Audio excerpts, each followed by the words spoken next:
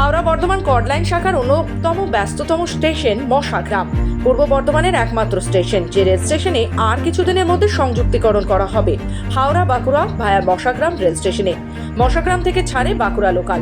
আর এই রেল স্টেশনে মোট 7টি প্ল্যাটফর্ম রয়েছে, যে কারণে প্রত্যেকদিন যাত্রীরা কলকাতা থেকে শুরু করে বর্ধমান বাঁকুড়া সহ বিভিন্ন জায়গায় কর্মসূত্রে যান এই রেল স্টেশন থেকে। কিন্তু এই জাংশন রেল স্টেশনে পশ্চিম দিকে রয়েছে একটি মাত্র টিকিট কাউন্টার, আর স্টেশনের পূর্ব দিকে প্রায় 8 থেকে 10টি গ্রাম রয়েছে। স্বভাবতই একটি মাত্র টিকিট কাউন্টার হওয়াতে এখানে ভীষণ কষ্টের মধ্যে দিয়ে টিকিট কাটা বা তার জন্য সময় সাপেক্ষ ব্যাপার হয়ে দাঁড়িয়েছে এখানকার যাত্রীদের ক্ষেত্রে। পূর্ব বর্ধমানের অন্যতম একটি junction railway station Mashagram railway station.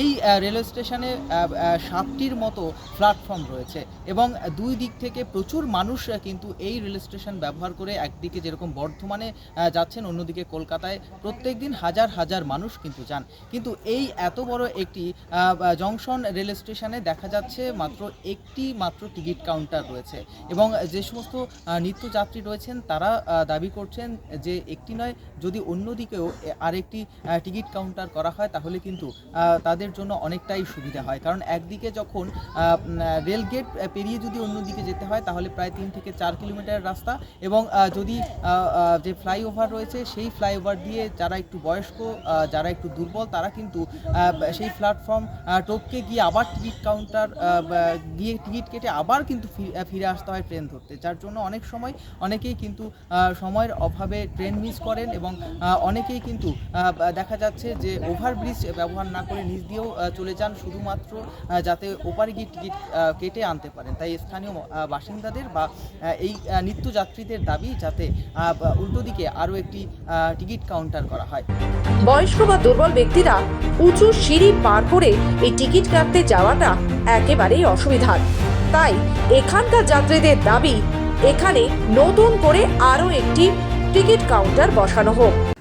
বিষয়টা হচ্ছে আপনার এখানে এপাশে একটা টিকিট কাউন্টার আছে, এপাশে নেই। এপাশে মানুষদের যাতায়াতের খুব অসুবিধা হয়।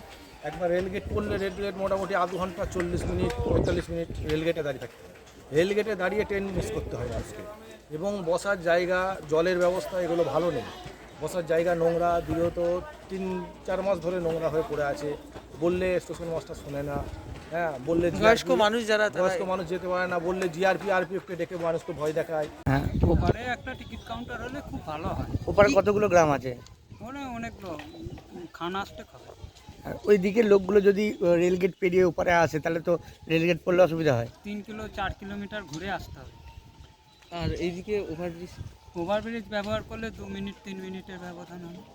পাশাপাশি যদি প্ল্যাটফর্মগুলোতে এসকেলেটরের ব্যবস্থা করা হয় তাহলে অনেকটাই সমস্যার সমাধান হবে নিত্যযাত্রীদের, এমনই দাবি স্থানীয় সহ নিত্যযাত্রীদের। পূর্ব বর্ধমান থেকে